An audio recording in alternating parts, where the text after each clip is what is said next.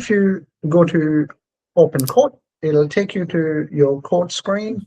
And these all are just test items that we created.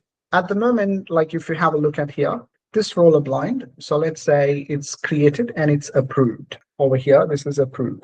Once it's approved, what it does is it locks your type, material, color, and the price. Even if you go and change any measurements, nothing will change. So if you do want that to reflect, you have to click on unapproved first and then change. That'll reflect to the prices. So once approved, from quote number, if I go back to my story, I will have a job number now. Okay. And if I go to my jobs dashboard, which is this one, I'll have each of the items in the quote like this. For an example, this roller blind, you can set a status for that, and you can modify these statuses according to how you operate. Okay. These are just default ones we have configured. You can also set a estimated time frame to complete the job. For each of that, you have that.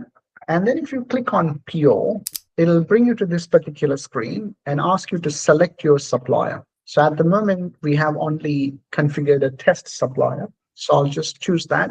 And let's say I'm going to send them this order and an estimated time frame of arrival. Let's say I would like that at least by this date from them. Click on add. So it'll create a PO number first. And then if I go into that purchase order, it'll have all those order forms as an Excel or a PDF file. So let's say I want to send this to that particular supplier, roller blinds. I'll just click that. That'll attach it here. If they want, that's just a PDF. Again, if they want Excel as well, you can attach both. When I click on it, you can also see a preview here. And this is what they're going to get.